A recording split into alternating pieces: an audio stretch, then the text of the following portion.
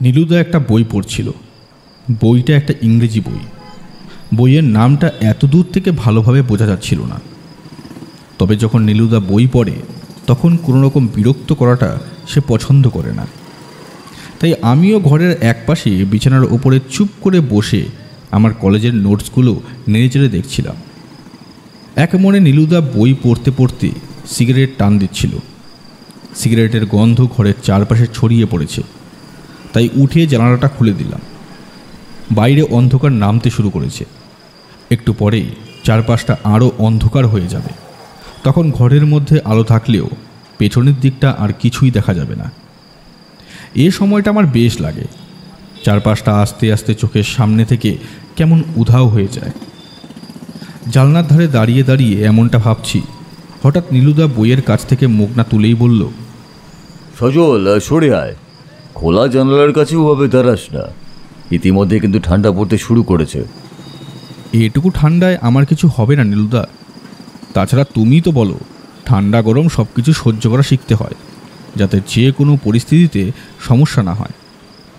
বিশেষ বিশেষ সময় অনেক কিছু মনে রাখতে হয়, বুঝলি। 2 মাস পরে তোর পরীক্ষা। এই সময় ঠান্ডা লাগিয়ে কোনো অসুখ বিসুখ বাঁধিয়ে ফেললে বড় ছোটো সমস্যা তৈরি হবে। আর এখন সবে শীত পড়তে শুরু করেছে, আর এই সময় ওভাবে খোলা জানালার কাছে সন্ধ্যের দিকে থাকলে ঠান্ডা হাওয়ায় নিশ্চয়ই তোর জ্বর না হলে কাশি বা অন্য একটা কিছু বাঁধবেই। তাছাড়া পেছনের দিকটাও ফাঁকা, সেটা আমি বুঝতেই পারছি। যে তোর অন্ধকার পছন্দ হয় বলে তো আর এমন কোনো ব্যাপার নয় যে অন্ধকার দেখতে গিয়ে ঠান্ডা লাগিয়ে বসবি। আমার যে অন্ধকার পছন্দ হয় সেটা তুমি কি করে বুঝলে?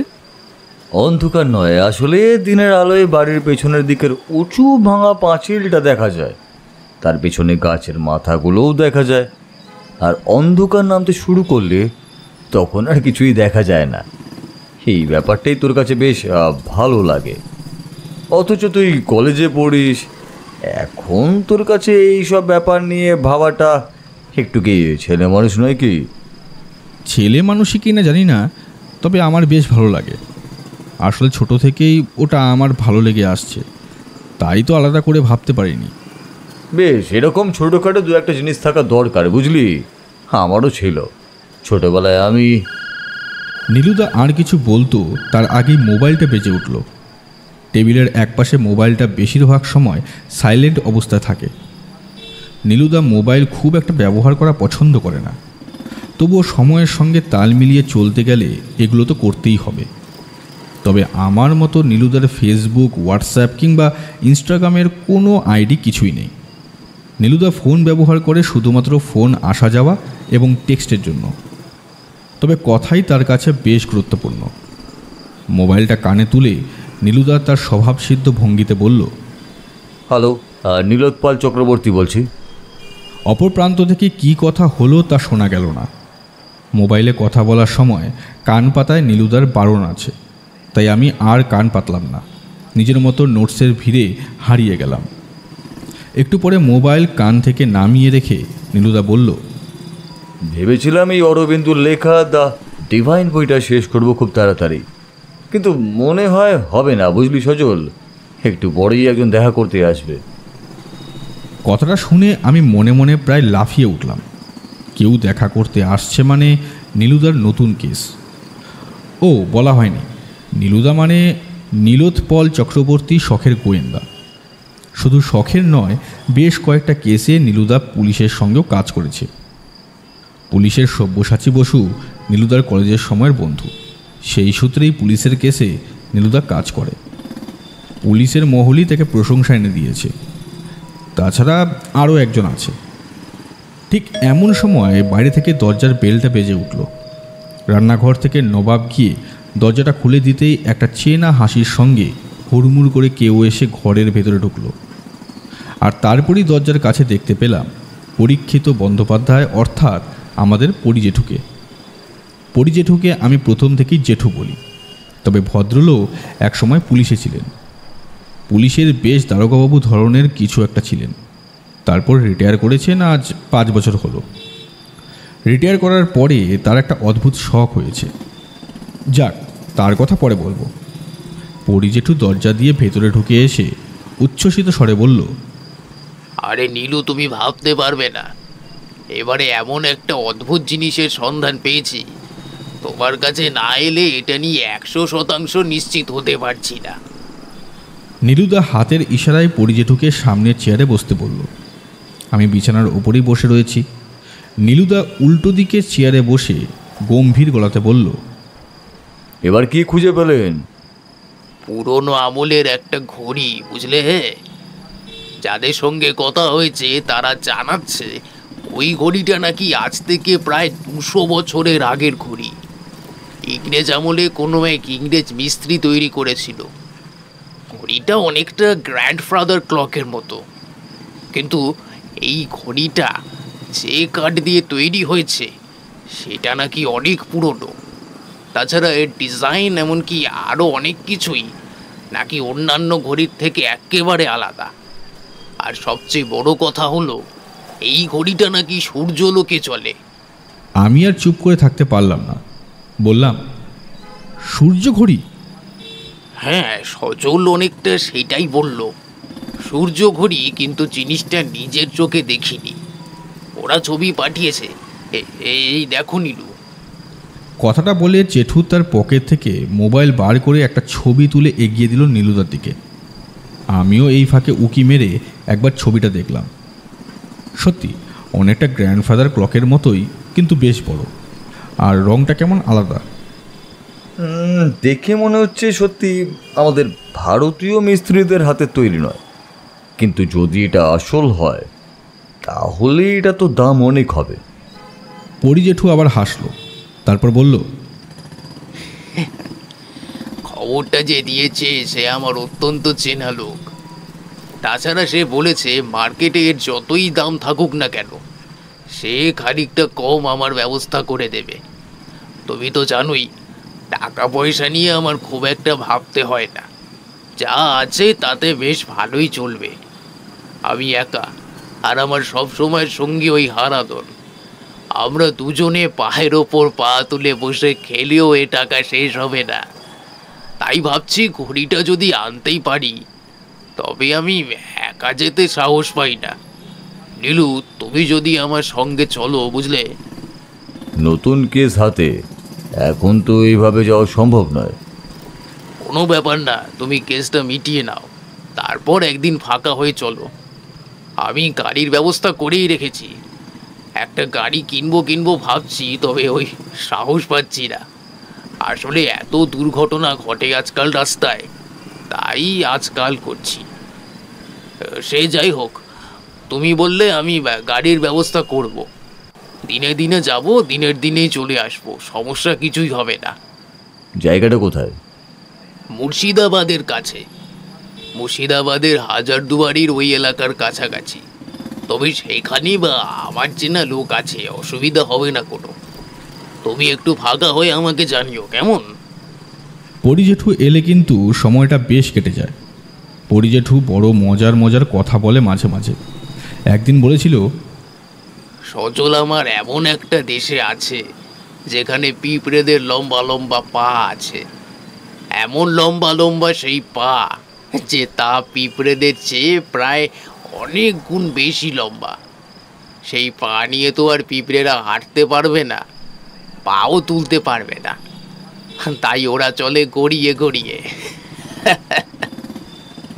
চায়ের পর্ব শেষ হতে না হতেই নবাব এসে জানালো একজন দেখা করতে এসেছে। নীলুদা বোধহয় তার জন্যই অপেক্ষা করছিল। ভেতরে পাঠিয়ে দে বলার সঙ্গে সঙ্গে এক কাপ চাও নিয়ে আসতে বলল। পরিজেঠু আস্তে আস্তে বলল, তা নতুন মক্কেল নাকি? দেখুন মিস্টার চক্রবর্তী, আসলে গোটা ব্যাপারটা এখনও আমি কিছুই বুঝতে পারছি না, তাই এক প্রকার বাধ্য হয়েই আমি আপনার কাছে এলাম। আর জিনিসটা এমন যে পুলিশের কাছে আমি যেতে পারবো না, মানে বাবা না বললে আপনি বুঝতে পারবেন না। দেখুন মিস্টার রায়, আমার কিন্তু কয়েকটা ব্যাপারে কিছু নিয়ম আছে। আর কেস যদি পছন্দ না হয় তাহলে আমি যেমন হাতে নিই না, তেমন কেস হাতে নেওয়ার পর প্রয়োজন হলে কিন্তু আমি পুলিশের সঙ্গেও সমস্ত ব্যাপারে আলোচনা করি। পুলিশে আমার এক বিশেষ বন্ধু রয়েছে, তবে এটুকু কথা আপনাকে দিতে পারি, যদি আপনি আইনগতভাবে কোনো ভুল কাজ না করে থাকেন, তাহলে আপনার কোনো সমস্যাই হবে না। না, সেসব ব্যাপার নয়। আসলে আমি গোটা ব্যাপারটা আমি বাইরে জানাজানি করতে চাইছি না, তাই সেই জন্যই আর কি। এমনিতে আইনিভাবে কোনো ভুল আমি করিনি। আসলে যেটা চুরি গেছে সেটা একটা সোনার মেডেল। মেডেলটা আমার বাবা এক সময় পেয়েছিলেন। আপনি হয়তো আমার বাবার নাম জানেন, মিস্টার জগদীশ রায়। এক সময় তিনি স্পোর্টসের সঙ্গে যুক্ত ছিলেন। তিনি জাতীয় স্তরে এই মেডেল পেয়েছিলেন। সেই মেডেলটি চুরি গেছে। এই চুরির ব্যাপারে আপনি কাউকে কি সন্দেহ করেছেন? সন্দেহ কাউকে কি করে করব বলুন তো মিস্টার চক্রবর্তী। আমার ঘরের দরজা যেভাবে আমি বন্ধ করে রেখে গিয়েছিলাম সেইভাবেই বন্ধ। আলমারির দরজাও বন্ধ, অথচ তার ভেতর থেকে মেডেলটা উধাও। মেডেলের পাশে আরও অনেক কিছু ছিল, বেশ কিছু টাকা পয়সা ছিল, তাছাড়া আরও দামি জিনিসপত্র ছিল সঙ্গে। তবে সেই সমস্ত কিছু চুরি যায়নি, শুধুমাত্র মেডেলটাই সেখান থেকে উধাও হয়ে গেছে। আপনি এর মধ্যে কোথাও গিয়েছিলেন, মানে বাইরে? হ্যাঁ, আমি গিয়েছিলাম। 3 দিনের জন্য আমি একটা কাজে রাজস্থান গিয়েছিলাম। আসলে আমায় ব্যবসার কাজে সবসময় এখানে ওখানে যেতেই হয়। বাড়িতে ফিরে এসে কাল রাতে আর তেমন কিছু দেখিনি। আজ সকালে আলমারি খুলে দেখি এই অবস্থা। প্রথমে ভাবলাম মনের ভুলে হয়তো অন্য কোথাও রেখেছি। তারপরেই মনে পড়ল, না, আলমারি বন্ধ করার সময় ওটা ওইখানেই ছিল। তাছাড়া আলমারির চাবি আমার কাছেই থাকে, নিজের হাতে বন্ধ করেই চাবি নিজেই রাখি। তাহলে আপনার বাড়িতে কাজের লোক ছাড়া আর কে কে আছে? আমার বাড়িতে আর কেউ নেই। আমার বাড়িতে আমি আর আমার একজন কাজের লোক। বিয়ে একবার করেছিলাম বটে, তবে স্ত্রী 2 বছরের মধ্যেই মারা যান। তারপরে আর বিয়ের একটা ইচ্ছা খুব হয়নি। ব্যবসাপত্র নিয়ে আমি মেতে থাকি, কিন্তু কাজের লোকটিকে সন্দেহ করা একদমই যায় না। তার একটা বড় কারণও রয়েছে। আমি যখন বাইরে কোথাও যাই, সে আমার সঙ্গে আমার কাজের জন্যই যায়। এমনকি রাজস্থানে সে আমার সঙ্গেই গিয়েছিল। নীলুদা মুখের ওপর হাত চাপা দিল, তারপর বলল, সেটাই আসল ব্যাপার মিস্টার চক্রবর্তী। আর আমি পুলিশের কাছে যেতে চাইছি না, তার কারণ হলো এই বাবার মেডেলটা নিয়ে সে সময় অনেক কথা হয়েছিল। এখন আবার নতুন করে সেটা নিয়ে কিছু হোক, তা আমি চাই না। বুঝতেই পারছেন, ব্যবসায়ী হিসেবে এলাকায় আমার নাম ভালোই রয়েছে। এখানে 2টো হোটেলে আমার শেয়ারও আছে। তাছাড়া যে ট্রান্সপোর্টের ব্যবসা আমি করি, তাতেও বেশ মুনাফা হয়। আমি অন্য কোনো কিছুর মধ্যে জড়িয়ে যেতে চাই না কোনোভাবে। শুধুমাত্র বাবার মেডেলটা আমি ফেরত চাই। অর্থাৎ আপনি বলতে চাইছেন যা হয়েছে ফাঁকা বাড়িতে হয়েছে, কিন্তু ঘরের দরজা জানালা আর আলমারির দরজা সমস্ত কিছুই আগের মতোই বন্ধ ছিল। তাহলে চোর ঢুকলো কী করে, আর বেরোলেই বা কী করে?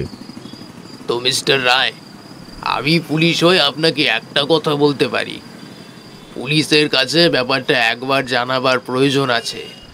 না হলে পরে যদি কোনো সমস্যা হয়, তখন কিন্তু পুলিশ উল্টে আপনাকেই জেরা করবে। আপনি কেন আগে ভাগে বলেননি? সেটা আমি জানি, আর সেই কারণেই আমি ব্যাপারটা পুলিশের কাছে নিয়ে যেতে চাইছি না।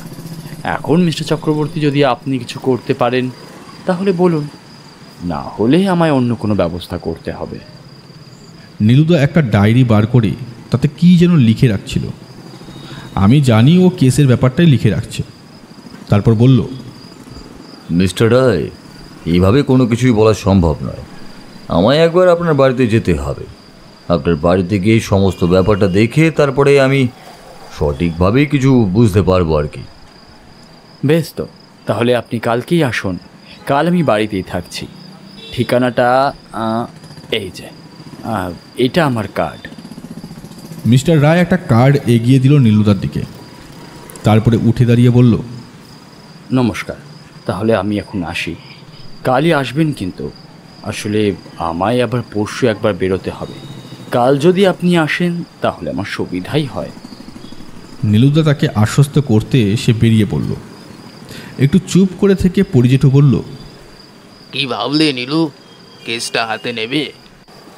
কেন যেন মনে হচ্ছে কেসের মধ্যে কিছু একটা আছে। বন্ধ দরজা, বন্ধ আলমারি, তার মধ্যে থেকে মেডেল উধাও, অথচ বাড়িতে কেউই নেই। সন্দেহ করার মধ্যে একজনই আছে, ওই কাজের লোকটা, কিন্তু সেও তো মিস্টার রায়ের সঙ্গেই গিয়েছিল। তাহলে এতক্ষণ চুপ করেছিলাম আমি। এবার বললাম, বাইরে থেকে কেউ বাড়িতে ঢুকে চুরি করেছে নীলুদা, কিন্তু সমস্যা হলো ঘরের দরজা আর আলমারিটা, আর চাবি পেল কোথায়? নীলুদা চুপ করে রইল, কোনো কথা বলল না।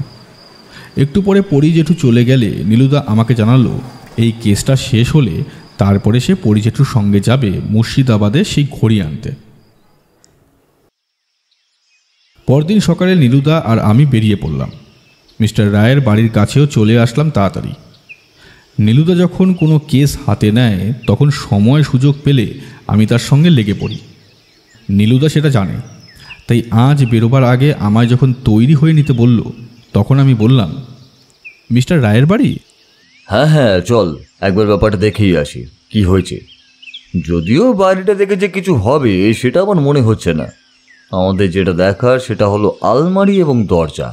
তাছাড়া বাড়ির কাজের লোকটির সঙ্গেও একবার কথা বলে দেখতে হবে, কি বুঝলি? আচ্ছা নীলুদা, এই যে মিস্টার রায় বললেন তার বাবা একসময় জাতীয় স্তরে মেডেল জিতেছিলেন, কিন্তু সেই মেডেল নিয়ে কিছু একটা হয়েছিল, সেটা কি? ব্যাপারটার খোঁজ আমি লাগিয়েছি, আশা করছি খুব শীঘ্রই জানা যাবে।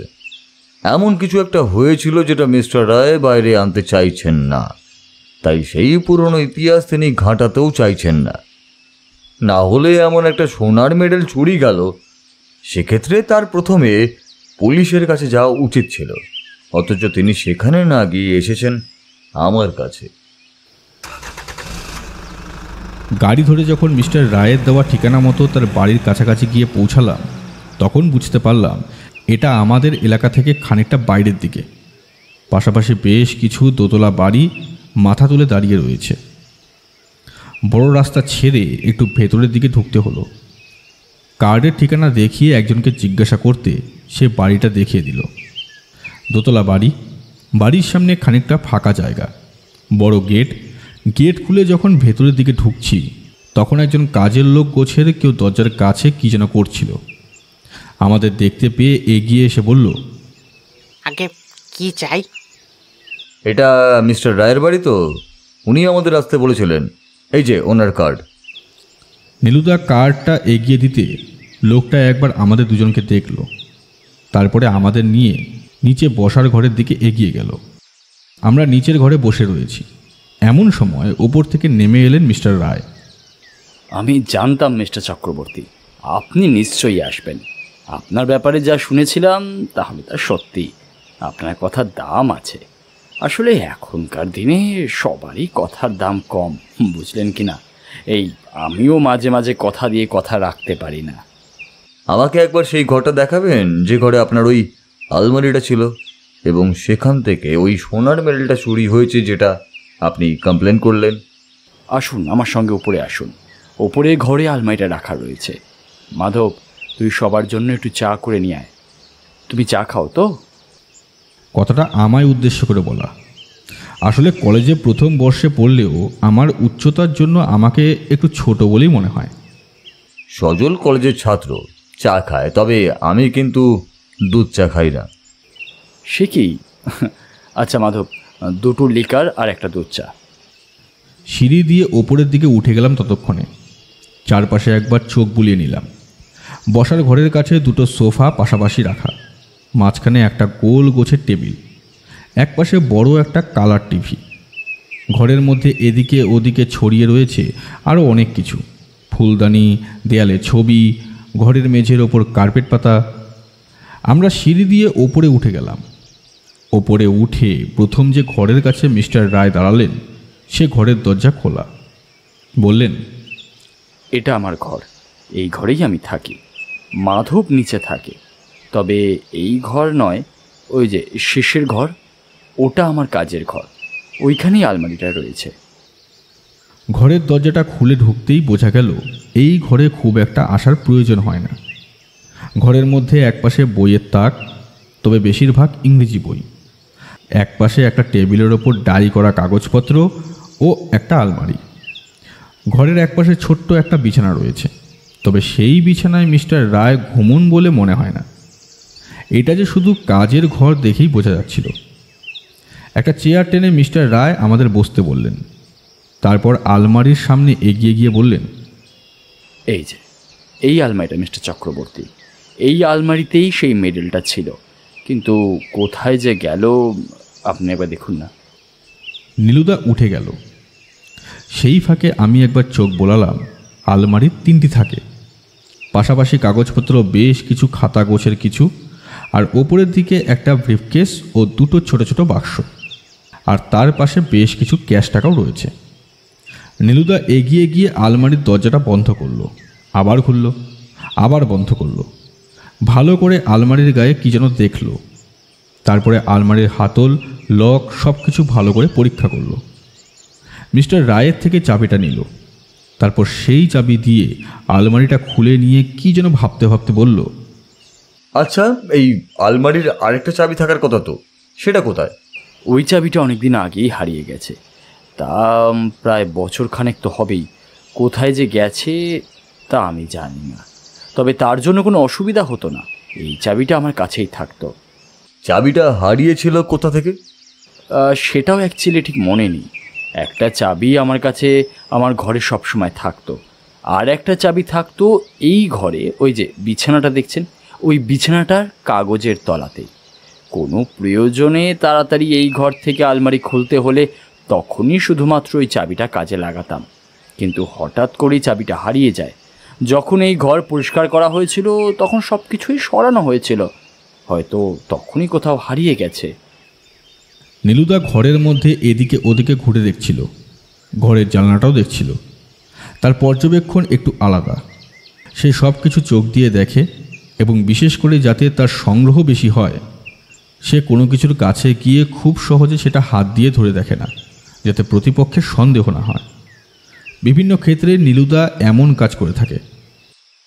একটু পরেই সেই কাজের লোক মাধব আমাদের জন্য চা নিয়ে এলো। আমাদের দুজনের জন্য লিকার চা ও মিস্টার রায়ের জন্য শুধু চা দিয়ে গেল। তারপর আস্তে আস্তে কিছু একটা মিস্টার রায় বললেন, একবার তুই চলে যা, বুঝলি?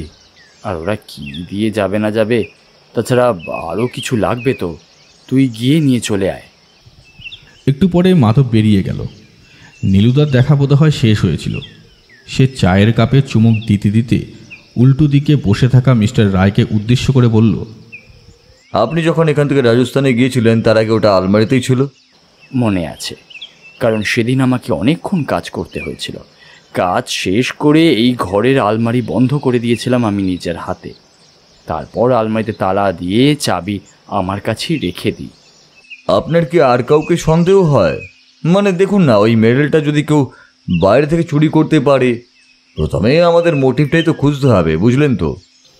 মিস্টার রায় কিছুক্ষণ ভাবলেন, তারপর বললেন, আসল কথা হলো, আমার বাবা মারা গেছেন তা আজ থেকে প্রায় 15 বছর আগে, আর তিনি এই মেডেল যখন পেয়েছিলেন তা আরও 15 বছর, অর্থাৎ 30 বছর আগের কথা। এতদিন আগের একটা মেডেলের কথা এতদিনে অনেকেই ভুলে গেছেন, এমনকি আমার চেনাশোনা যারা রয়েছে তারাও ভুলে গেছে। তাহলে সেটা এই এতদিন পরে কেউ কেন চুরি করতে যাবে বলুন তো? চুরি করার হলে তো আগেই চুরি করতে পারত। হয়তো সঠিক সময়ের জন্যই সে অপেক্ষা করেছিল, কোনোভাবে সঠিক সময় পেয়েছে তাই। আচ্ছা, আপনার এই কাজের লোকটা কতদিন এখানে আছে? মাধব আমার কাছে কাজ করছে প্রায় 15 বছর হলো, তবে মাঝখানে বছরখানেকের জন্য সে একবার কাজ ছেড়ে দিয়েছিল, আবার পরে ফিরে আসে। কেন কাজ ছেড়ে দিয়েছিল কেন? আসলে তখন আমার ব্যবসা এমন ভালোভাবে হয়ে ওঠেনি। তাছাড়া মাধব একা একা বাড়িতে থাকতে পারে না, অন্ধকার হয়ে গেলে মাধব একটু ভয় পায়। আমায় তখন বেশিরভাগ সময় বাইরে থাকতে হতো, তখন মাধবকে নিয়ে যাওয়ার মতো সামর্থ্য আমার ছিল না, তাই মাধব বাধ্য হয়ে কাজ ছেড়ে দিয়েছিল। পরে আমি তাকে খুঁজে বার করি, কারণ তখন আমি ওকে আমার সঙ্গে নিয়ে যেতে পারতাম। মাধব বড় বিশ্বস্ত লোক মিস্টার চক্রবর্তী। মাধব এই ব্যাপারে সন্দেহ করার মতো কোনো কাজই করেনি।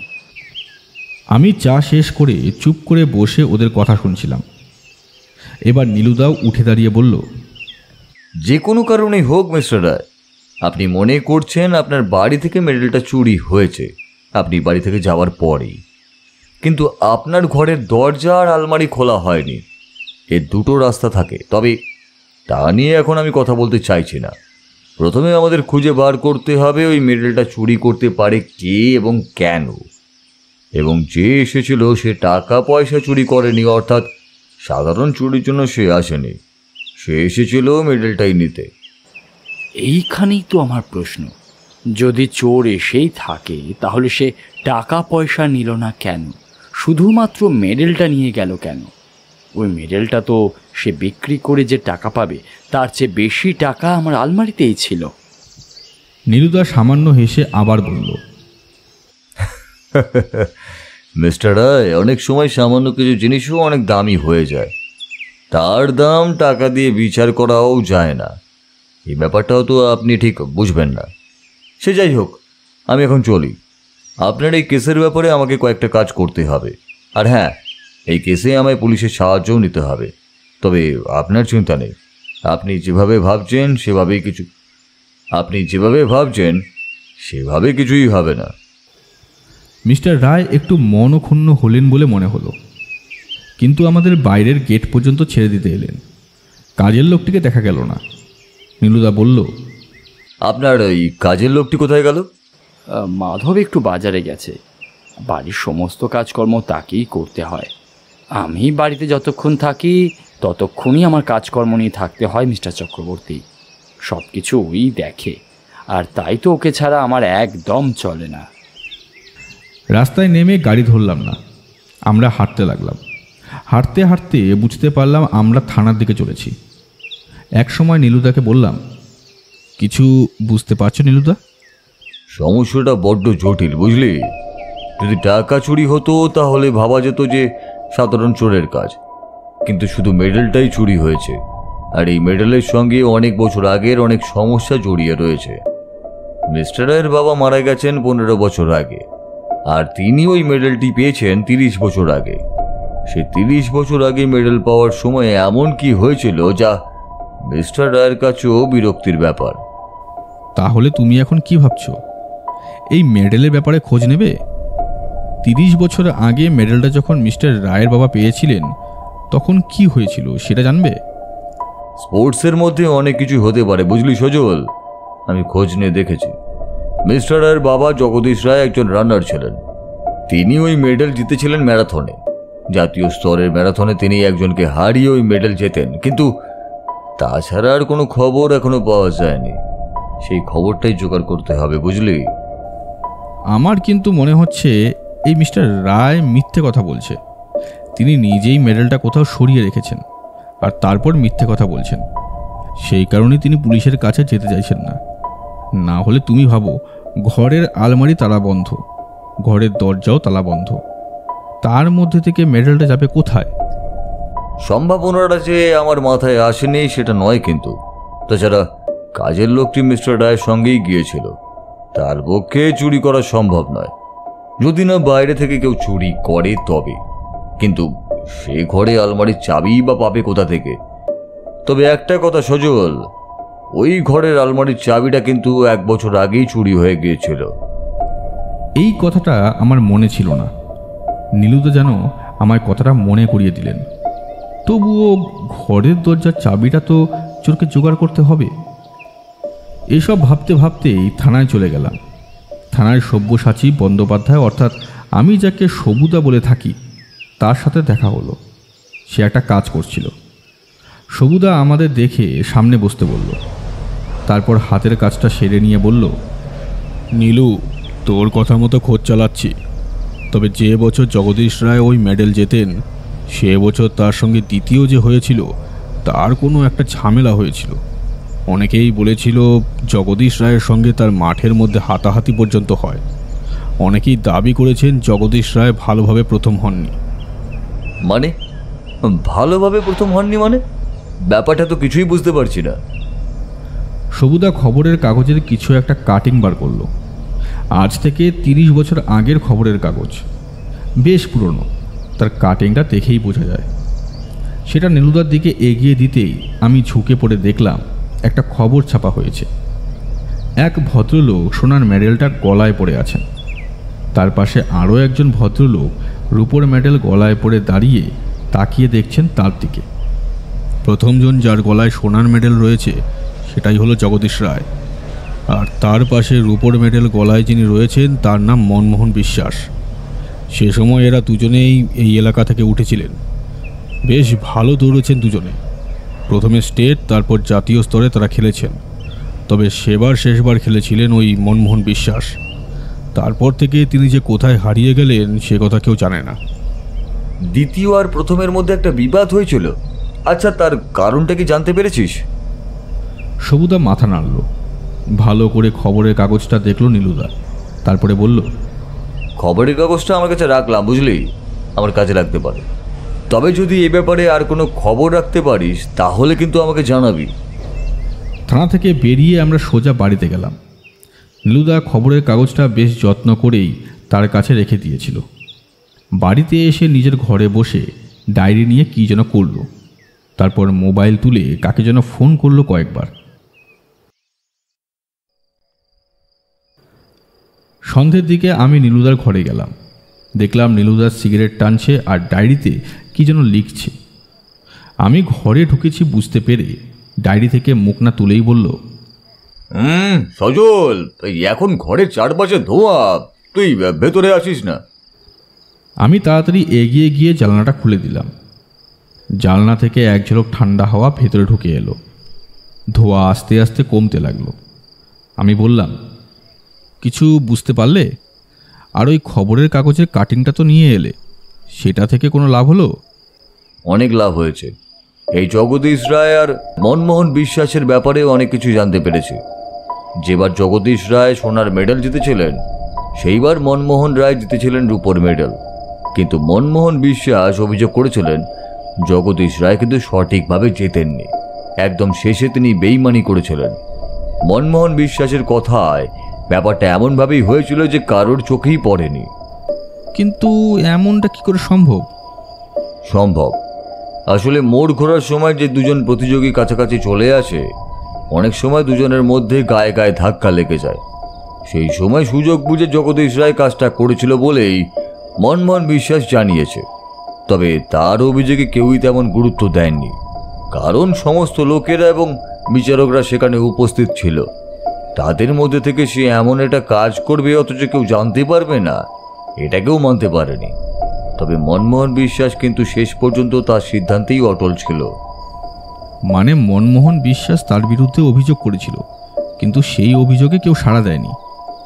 কিন্তু আজ এত বছর পরে মনমোহন বিশ্বাসের হয়ে যদি কেউ সোনার মেডেল চুরি করতে চায় তাহলে সে কে হবে? আর এত বছর পরেই বা কেন? অবিশ্বাস্য নীলুদা, এই কথাটা তো আমি ভেবেই দেখিনি।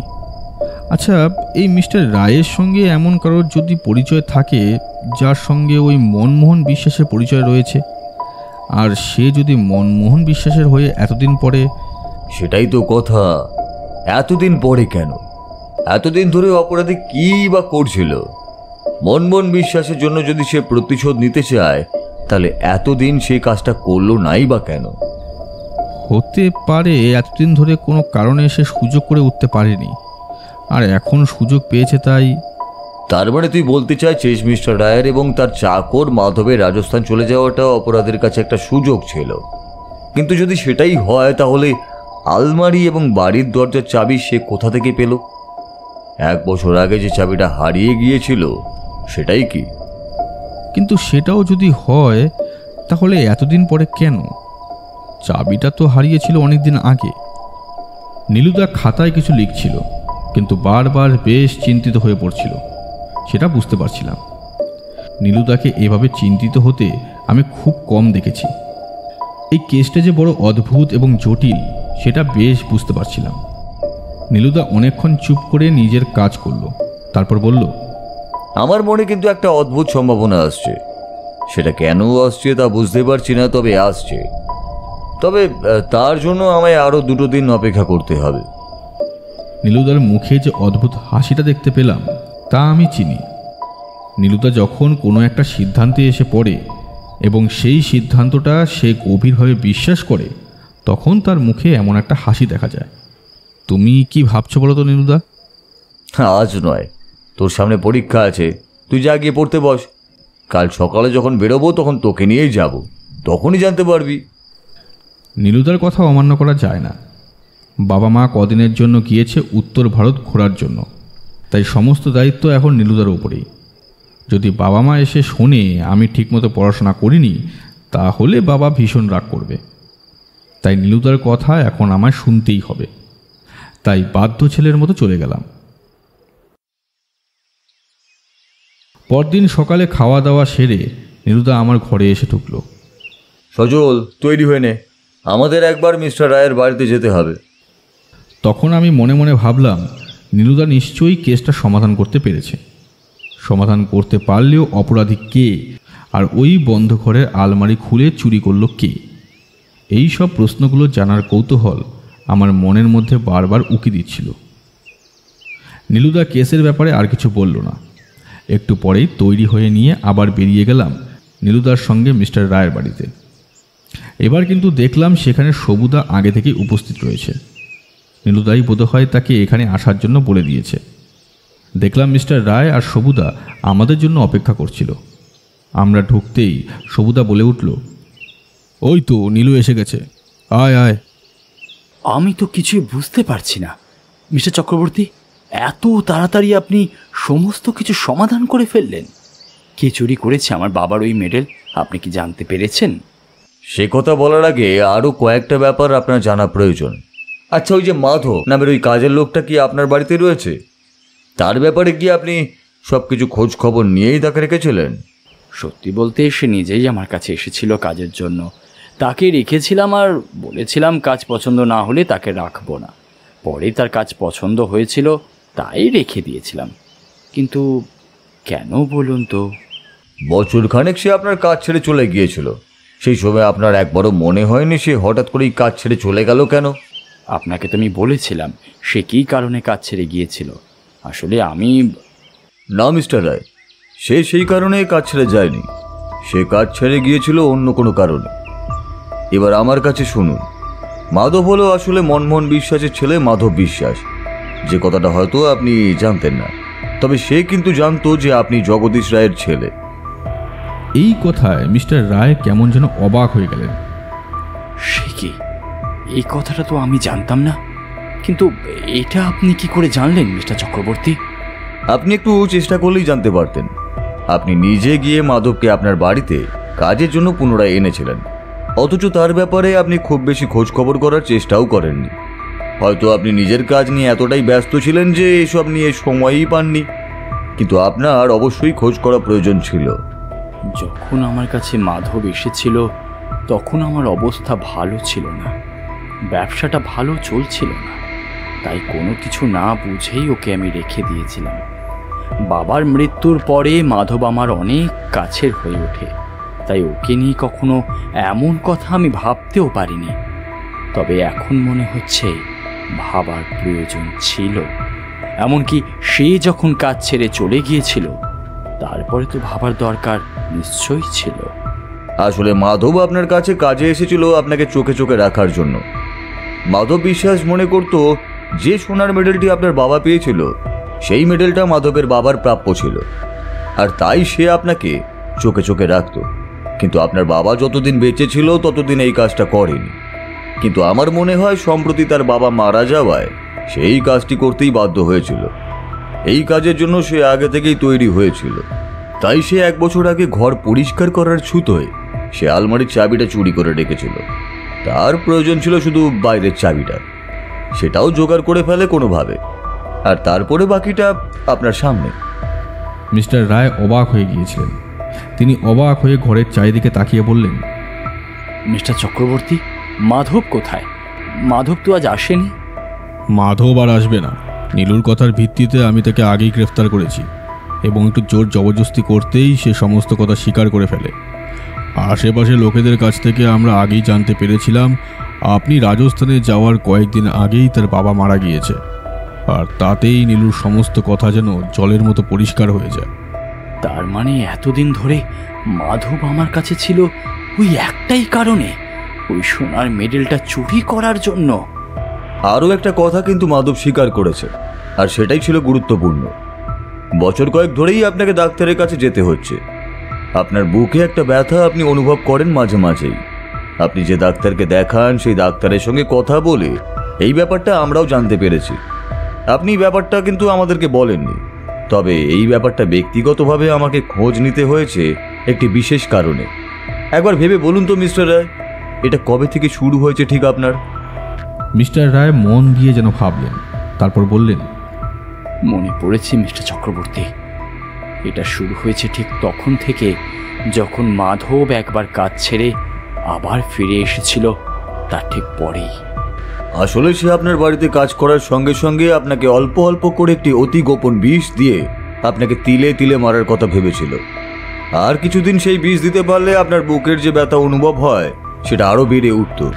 তারপর একসময় আপনি সত্যি মারা যেতে পারতেন।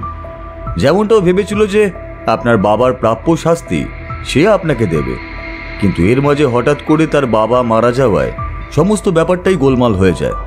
তখন সে সিদ্ধান্ত নেয় আপনার বাড়ি থেকে সোনার মেডেলটা চুরি করবে, এবং সেটাই হবে তার বাবার প্রতি তার দায়িত্ব পালন। আর সেই সময় আপনি রাজস্থান যাওয়ার জন্য তৈরি হচ্ছিলেন। মাধব এক ফাঁকে সাবানে আপনার বাড়ির বাইরের চাবির ছাপ তুলে নিয়ে যায়। বাড়ির সমস্ত কাজ সে করত, তাই কারোর এতে সন্দেহ হয়নি। চাবিটা বানিয়ে ফেলে তারপর এখান থেকে আপনার সঙ্গে রাজস্থান যাওয়ার আগে দুটো চাবি একজনকে দিয়ে যায়। সেই সুযোগ বুঝে বাড়িতে ঢুকে আলমারি থেকে মেডেলটা চুরি করে, কিন্তু বারবার সে বলে দিয়েছিল মেডেল ছাড়া অন্য কিছু চুরি না করতে, তাই চোর তার কথা শুনে অন্য কিছুই চুরি করেনি। কিন্তু লাভটা কি হলো? মাধব তো ধরাই পড়ে গেল, আর আর আমার মেডেলটা? সবুদা এবার একটা মেডেল বার করে সামনের চেয়ারে রাখলো। আমিও তখন দেখলাম মেডেলটা সোনার হলেও বেশ পুরনো, তা বোঝা যায়। লাল রঙের একটা কাপড়ে জড়িয়ে রাখা। সেটা টেবিলের ওপর রাখতেই তাড়াতাড়ি মিস্টার রায় সেটা তুলে নিয়ে বললেন, এই তো এটাই তো আমার বাবার সেই মেডেলটা। কোথায় ছিল এটা? ওনার বাড়িতে। নীলু সন্দেহ করেছিল, তারপর জেরা করতে গিয়ে অসংলগ্ন পাওয়া যায় তার কথায়। তখনই আমরা মাধবের বাড়িতে খোঁজ করে দেখি তার বাড়িতে রয়েছে এই মেডেলটা। তারপর তো সমস্ত কিছুই পরিষ্কার হয়ে যায়। দেখেছেন মিস্টার চক্রবর্তী, এতদিন ধরে মাধব আমার কাছে রয়েছে, অথচ একবারও তার মধ্যে এমন কোনো ব্যাপার আমি দেখিনি যাতে বুঝতে পারি যে সে এত কিছু ভেবে রেখেছে। মাধবের উপর আপনার অতিরিক্ত বিশ্বাস এবং ভালোবাসাই মাধবের প্রতি আমাকে একটু একটু করে সন্দেহপ্রবণ করে তোলে। কিন্তু আপনি যখন বললেন মাধব আপনার সঙ্গে রাজস্থান গিয়েছিল, তখন আর সে সন্দেহ থাকে না। কিন্তু পরে খোঁজ নিয়ে জানতে পারলাম এই মাধব হলো আসলে মনমোহন বিশ্বাসের ছেলে। তখন আর বুঝতে বাকি রইল না, তবে তখনও বুঝতে পারছিলাম না যে মাধবকে কিভাবে ধরব। তারপরে বুঝতে পারলাম যে মাধব যদি নিজের সমস্ত কিছু স্বীকার না করে তাহলে তাকে ধরা সম্ভব নয়। তাই একটা পরিকল্পনা করি, তাকে জেরা করতে হলে এমনভাবে করতে হবে যাতে সে বুঝতে না পারে তাকে জেরা করা হচ্ছে। তাই আমি আর সবু মিলে তাকে বিশ্বাস করালাম যে আসলে সেদিন আপনার বাবা জগদীশ রায় বেইমানি করেই তার বাবা মনমোহন বিশ্বাসকে হারিয়েছিল। আজ থেকে 30 বছর আগের আসল সত্যিটা যখন আমরা কেউই জানি না, তখন এটুকু মিথ্যার আশ্রয় নেওয়াই যায়। কি বলেন মিস্টার রায়? মিস্টার রায়ের দিকে তাকিয়ে দেখলাম তিনি চুপ করে বসে রয়েছেন, কোনো কথা বলছেন না। একটু পরে তিনি গলা খাঁকড়িয়ে নিয়ে বললেন, সত্যি বলতে মাঝে মাঝে বাবা আমায় বলতেন যে তিনি একটা বড় ভুল করেছিলেন এক সময়, তবে সেই ভুলের প্রায়শ্চিত্ত তিনি কখনো করতে পারবেন বলে মনে হয় না। আর আমি যদি সুযোগ পাই তাহলে যেন সেই ভুলের প্রায়শ্চিত্ত আমি করি। আমার মনে হয় বাবা এই ভুলের কথাই বলেছিলেন। তাই যদি মেডেলটা দিয়ে দেওয়া হয় মাধবকে, আর কোনো রকম শাস্তি না দিয়ে তাকে ছেড়ে দেওয়া হয়, তাহলে বেশ খুশি হব আমি মিস্টার চক্রবর্তী, মিস্টার বন্দ্যোপাধ্যায়। আপনারা আমাকে একটু সাহায্য করুন। মিস্টার রায়ের মুখের দিকে তাকিয়ে নীলুদা আর সবুদা একে অপরের মুখ চাওয়াচুই করল। তারপর বলল, কেন জানি না মিস্টার রায়, আমার এটাই মনে হয়েছিল, তাই মাধবকে আমি আমার সঙ্গেই নিয়ে এসেছি। নীলুদা ইশারা করতেই সবুদার ডাকে একজন কনস্টেবল মাধবকে নিয়ে ঘরে ঢুকল। মাধব মাথা নিচু করে এগিয়ে আসতেই তাকে বসতে বলা হলো। মাধব বসল না। তাকে নীলুদা বসতে বলতেই মাধব এবার বসল। মিস্টার রায় বললেন, মাধব, বাবার মৃত্যুর পরে আমি কখনোই বাবার ওই মেডেলের আর এই সমস্ত ব্যাপার নিয়ে ভাবিনি। আমি সবসময় ব্যবসা নিয়েই ভেবেছি, ব্যবসাটাকে কিভাবে দাঁড় করানো যায় তাই নিয়েই ভেবেছি। তাই এইসব দিকে আমি কখনো নজর দিতে পারিনি। আমি তোমায় সর্বোচ্চভাবে বিশ্বাস করে তোমার উপরে সমস্তটা ছেড়ে দিয়েছিলাম। তুমি আমার সাথে এত বড় বিশ্বাসঘাতকতা কেন করলে মাধব? মাধব কোনো কথা বলল না। মিস্টার রায় আবার বললেন, এই নাও মেডেলটা, আমি তোমাকে এটা দিয়ে দিলাম। সত্যি বলতে এটার জন্যই আমি মিস্টার চক্রবর্তীর কাছে গিয়েছিলাম। আমার মনে হয়েছিল মেডেলটা কেউ চুরি করেছে, কিন্তু সত্যি বলতে আমি যদি তখন জানতাম তুমি সেই মনমোহন বিশ্বাসের ছেলে এবং তুমি এই কারণেই মেডেলটা নিয়েছো, তাহলে আমি মিস্টার চক্রবর্তীর কাছে যেতাম না। আমার বাবা মৃত্যুর আগে পর্যন্ত প্রতিদিন ওই একটাই কথা বলতো যে ওই মেডেলটা তার প্রাপ্য ছিল। আমি এটা সহ্য করতে পারতাম না। আমি আপনার কাছে কাজ করে এইটা বুঝতে পেরেছিলাম যে আপনি খুব ভালো মানুষ। আপনার মতো মানুষ আমি কোথাও খুঁজে পাবো না। কিন্তু তবুও বাবাকে দেওয়া কথাটা আমাকে রাখতেই হতো। তাই আমি চেয়েছিলাম আর কোনো ক্ষতি না করে শুধু ওই মেডেলটা নিয়ে বাবাকে দেওয়া কথা রাখবো, তারপর আপনার সাথেই থাকবো। কিন্তু এই লোকগুলোর জন্য সমস্তটা মাটি হয়ে গেল। উনি না থাকলে আপনি জানতেও পারতেন না যে মেডেলটা আমি নিয়েছি, আর তাহলে আর কোনো সমস্যাই হতো না। মাধব আর কিছু বলল না। বেশ, আপনার যখন কোনো অভিযোগ নেই মাধবের বিরুদ্ধে, তাহলে তাকে আমরা গ্রেফতার করছি না। আপনাদের সমস্যাটা আপনারা যেভাবে পারেন মিটিয়ে নিন। নীলু, চলো বেরিয়ে পড়ি। আমরা বেরিয়ে এলাম। তবে তার আগে মিস্টার রায় মেডেলটা মাধবের হাতে তুলে দিল। বাইরে এসে নীলুদা বলল, সত্যি সজল, অদ্ভুত একটা কেস আমাদের হাতে এসেছিল। এমন কেস কিন্তু খুব সহজে দেখা যায় না। আমিও মনে মনে ভাবলাম সত্যিই তাই। তবে মেডেলটা কি সত্যি মাধবের বাবা মনমোহন বিশ্বাসের প্রাপ্য ছিল, নাকি সত্যি সেটা মিস্টার রায়ের বাবা জগদীশ রায়ের প্রাপ্য ছিল, তার উত্তরটা জানা হলো না। তবে মনে মনে বেশ খুশি হয়েছিলাম কেসটা শেষ হয়েছে। এবার পরিজেঠুর সঙ্গে আমরা মুর্শিদাবাদ যাব সেই ঘড়িটা আনতে।